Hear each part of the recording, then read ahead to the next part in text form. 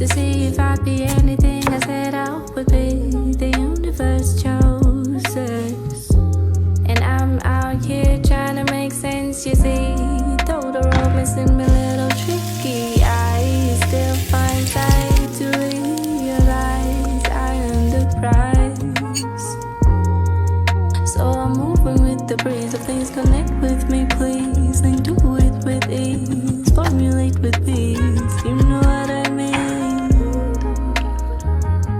First I could send it all, and I'd rather be alone. I'd rather be alone. Welcome back to another episode of Easy Family Dinners. These spicy, cheesy chicken sliders are so quick and easy to make. For your chicken, you are going to add diced red pepper, onions, the seasonings listed below, harissa paste, as well as a teaspoon of Norok stock powder to add that extra flavor. Give everything a really good mix. You are going to add some oil to a pan, and once it's hot, add in your chicken. When the chicken is halfway cooked, add in tomato puree and some water because we want to have this nice and saucy. Split your buns in half and then add that spicy chicken mixture on the bottom half of the buns. Add your grated cheese on top and then place the top half of the buns over this. To get my buns nice and crusty in the oven, I'm brushing each of my buns with some garlic butter. Pop your buns in the oven at 180 degrees for 5 to 10 minutes. Serve these up with some fries or a salad. This is absolutely delicious.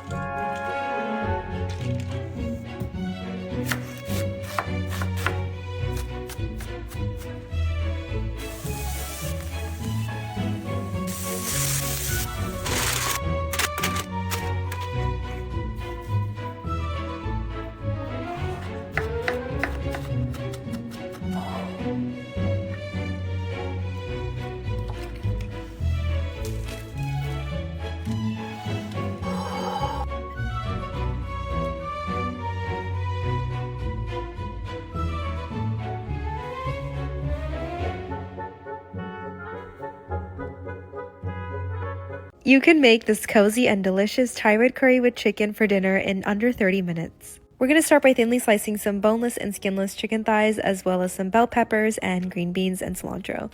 Then add olive oil or coconut oil to a pan, saute your garlic and ginger, and then add the red curry paste. Saute for a few minutes and then add a can of coconut milk, lime juice, red pepper flakes, and salt. Now we add the green beans, red bell peppers, and chicken, cover and let it simmer for a few minutes until the chicken is cooked through and the veggies are softened. Add in lots of basil and cilantro and then a little bit of a cornstarch slurry just to thicken it up a little. You have to serve it with some jasmine rice, and now all that's left to do is enjoy.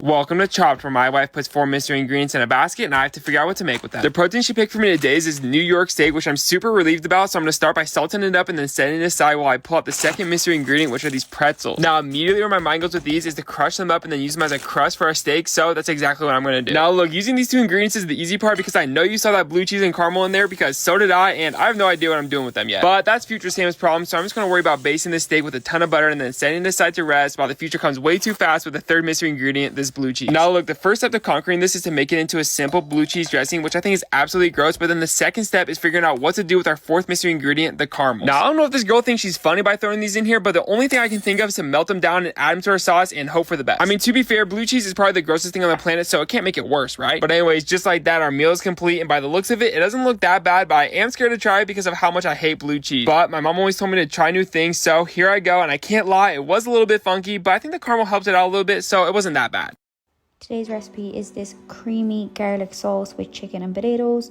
So start by parboiling your potatoes whole, then you're just going to add them into an oven-proof dish, seasoned with paprika, garlic, parsley and salt and pepper. Then you're going to fry off your chicken. I've layered it in a very light layer of flour. Then fry off your chicken until it's cooked on both sides and through. Fry off some onions, add in your seasonings. I've listed them here. Then you're going to add in a small bit of vegetable stock. You can use chicken stock preferably, but I only had vegetable stock. Add some cream, then spinach. Then you're going to add more vegetable stock, more cream, and some grated mozzarella to thicken the sauce up. Once the sauce has thickened, you're going to add back in your cooked chicken breasts, top with parsley, and that's it. Then you're going to remove your potatoes from the oven and serve and enjoy. This is perfect for meal prep and super tasty.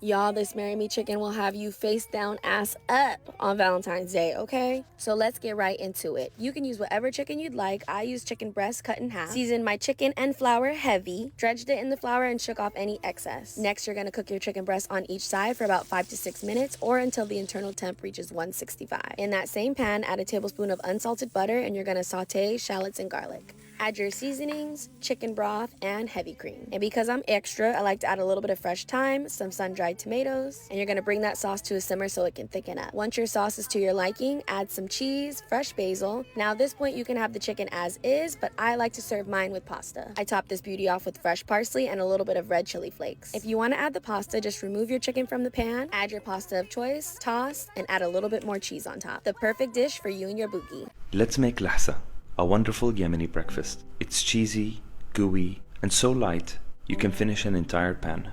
Having it for breakfast will put a smile on your face. If you love shakshuka, lahsa is gonna make you unfaithful. Start by chopping a large onion, 2 large tomatoes, and some chilies. Saute the onion in some olive oil, alwali of course. Once the onions start to brown, add the tomatoes. Season with salt, pepper, cumin, coriander, paprika, tomato puree, and any spices that you like. You're the boss of your lahsa. Add the chilies and let the tomatoes cook till dissolved. Crack 3 eggs on top, add a splash of water, and mix it very thoroughly on low. Spread some liquid cheese on top while it's cooking. You can also use cream cheese if you want. I think this is where the name comes from, the cheese being spread into a thin layer. Cover and let it cook for a couple of minutes. Garnish with some green, have it with bread, a cup of tea, and enjoy.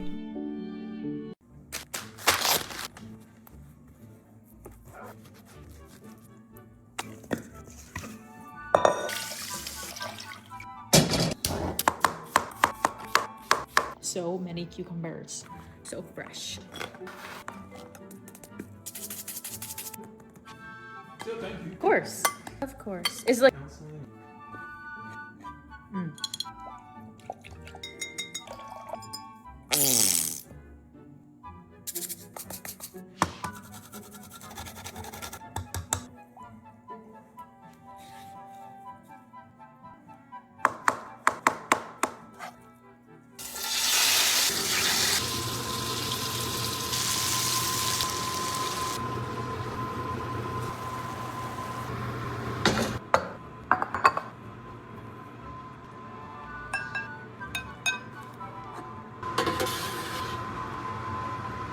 Every chef has this pasta recipe in their back pocket, and it only takes about 10 minutes to make. What you're going to need is some fresh parsley minced down and a ton of garlic cut into slithers. Cook the pasta al dente, get you a light colored skillet, then add a ton of olive oil. Toss in your garlic and cook until fragrant. Toss in the chili flakes and give it a shake. Add in the pasta directly from the pot into the skillet. Give it a quick mix. Add in the parsley and give it another quick mix. Add in some Parmesan and one last mix. This is the best late night meal ever. Man, Picasso, follow me for more. This is spicy creamy Parmesan pasta and it's one of my favorites. A little bit of oil, sweat out some garlic and some red pepper flakes. Now go in there with some chicken stock and heavy cream. Season with some salt and black pepper. Go in there with some Parmesan cheese and some mozzarella cheese. Pasta goes in. A bit more pepper flakes, parsley, Parmesan cheese, and you're done.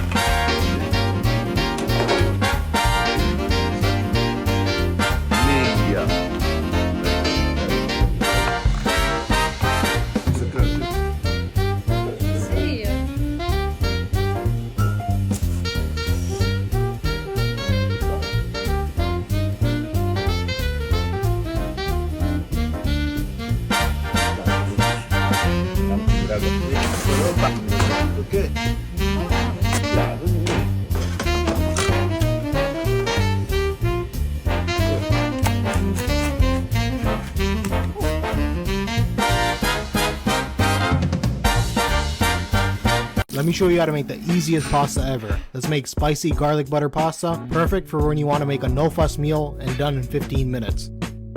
That's so good. You gotta make this one. First, grab your pasta and boil it according to the package. Then chop up some garlic, parsley, and set it aside. Full recipe will be posted on my website for free or down below. Now let's get the sauce going. Add 3 tablespoons of butter in a pan on medium heat, then throw in 5 cloves of thinly sliced garlic. Cook for about 30 seconds, then add in chili flakes and red pesto. Finish it up with the pasta, butter, Parmesan, parsley, black pepper, a bit of pasta water to bring it all together, and now it's time to enjoy.